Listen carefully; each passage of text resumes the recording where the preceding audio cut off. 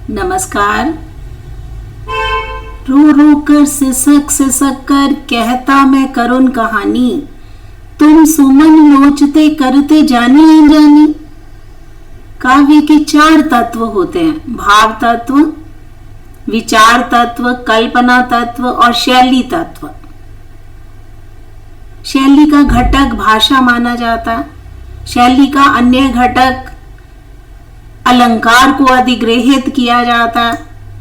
तो वास्तव में आज हम अलंकार के बारे में विचार मंथन करेंगे, चर्चा करेंगे कि वास्तव में काव्य के अंतर्गत अलंकार की क्या अनिवार्यता होती है। अलंकारों में उपमा अलंकार पर विचार मंथन करना आज की वीडियो का विषय रहेगा। मानव समाज सौंदर्य का उपासक रहा है। उसकी इसी प्रवृत्ति ने अलंकारों को जन्म दिया।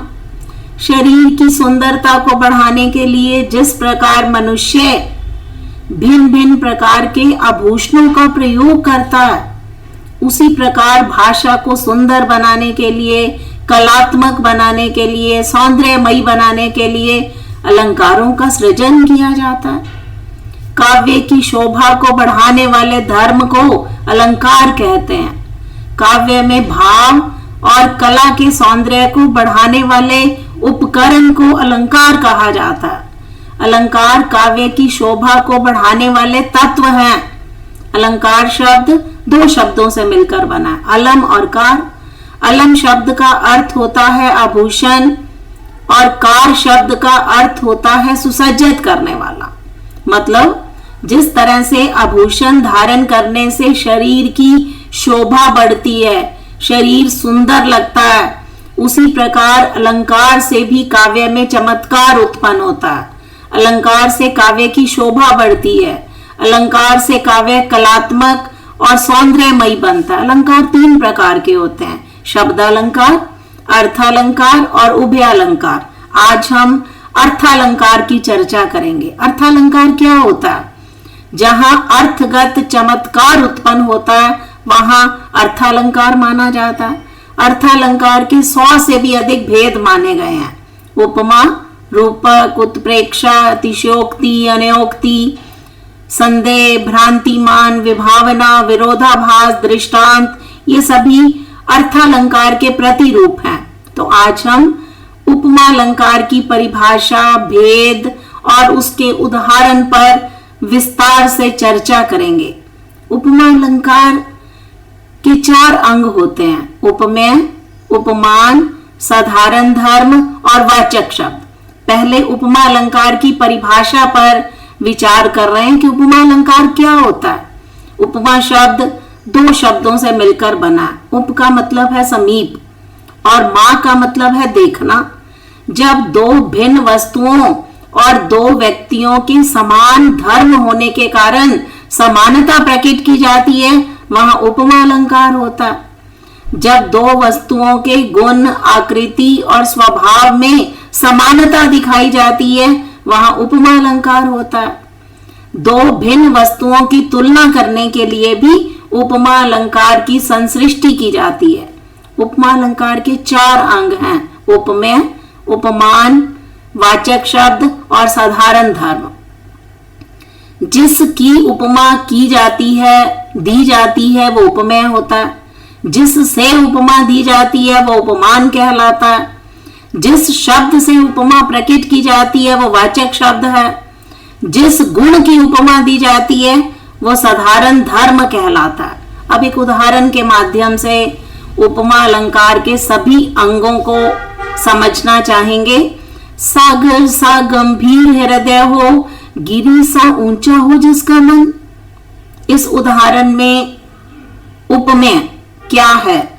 जिस वस्तु या व्यक्ति की बात की जा रही है, जिसके वर्णन को विषय बनाया गया है, वो उपमेय कहलाता है। तो यहां पर उपमेय मन है।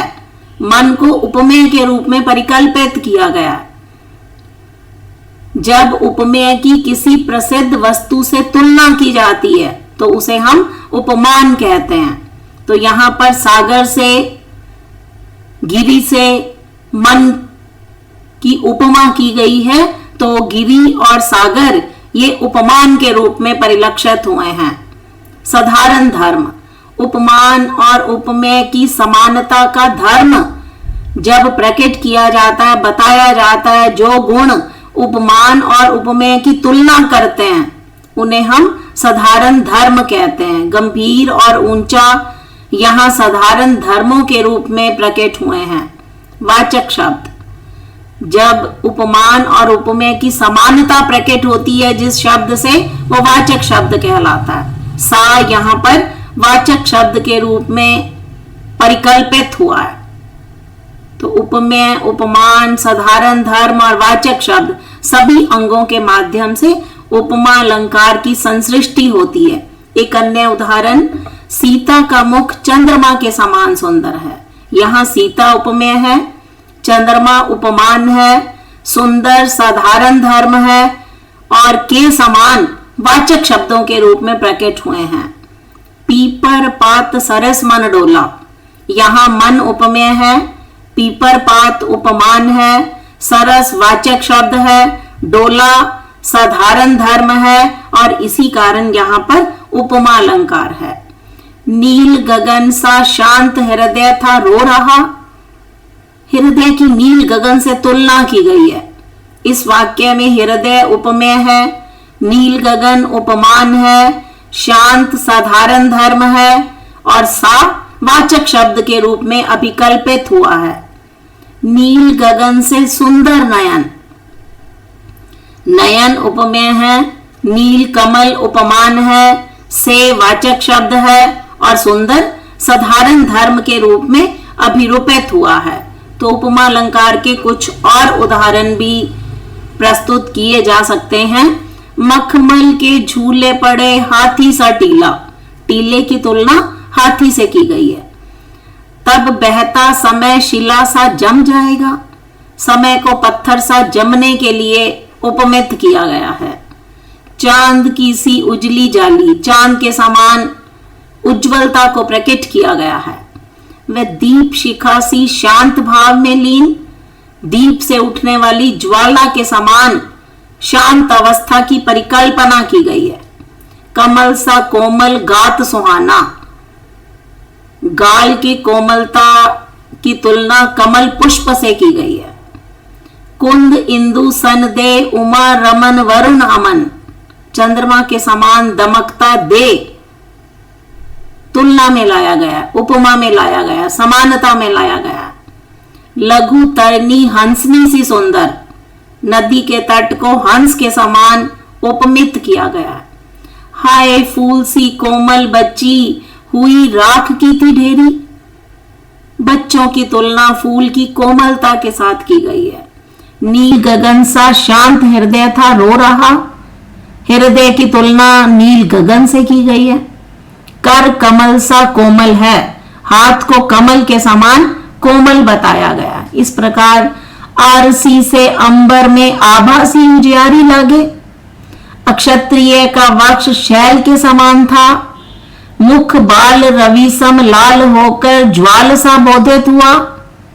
विद्रुम से अरुण अधर बोलत मुख मधुर मधुर, खिली हुई हवा आई फिरकी सी आई चली गई। कोटि कुलिस सम वचन तुम्हारा, पर्वत सा खड़ा पथिक अपनी बाट जो रहा। सिंधु सा विस्तृत और अथाह एक निर्वासित का उत्साह। उपमा अलंकार के 3 भेद होते हैं। पहला भेद है पूर्णोपमा अलंकार, नाम से ही स्पष्ट है कि जिसमें उपमा के सभी अंग उपस्थित होते हैं। जहां उपमेय, उपमान, साधारण धर्म, वाचक शब्द सभी एक साथ उपस्थित होते हैं तो वहां पूर्णोपमा अलंकार होता है। सागर सा गंभीर हृदय हो, गिरी सा ऊंचा हो जिसका मन।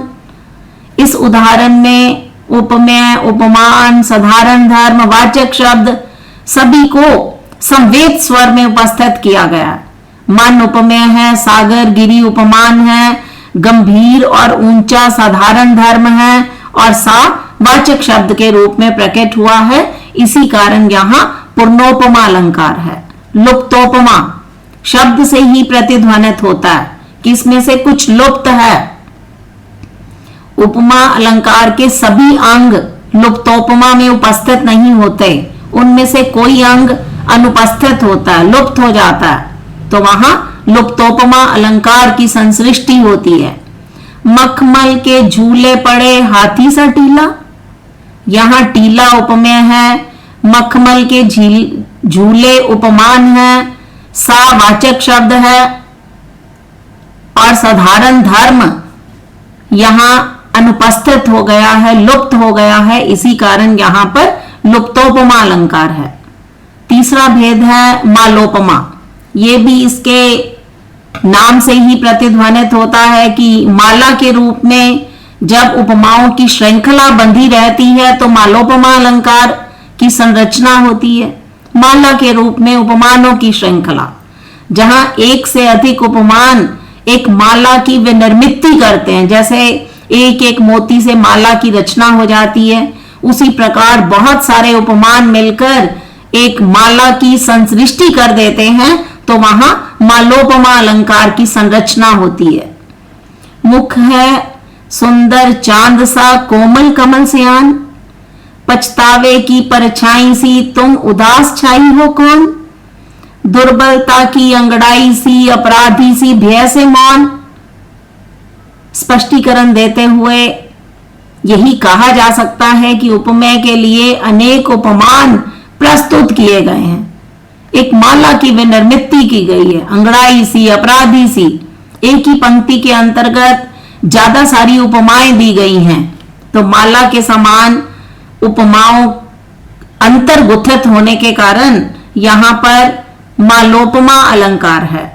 तो वास्तव में उपमा के 3 भेद होते हैं, जिसे हम पूर्णोपमा, लुप्तोपमा और मालोपमा के नाम से जानते हैं।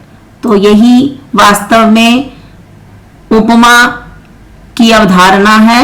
उपमा अलंकार के 4 अंग हैं, उपमान, उपमेय, साधारण धर्म और वाचक शब्द। तो वास्तव में जहां सभी अंग उपस्थित होते हैं, वहीं पर ही उपमा अलंकार की संसृष्टि होती है। धन्यवाद।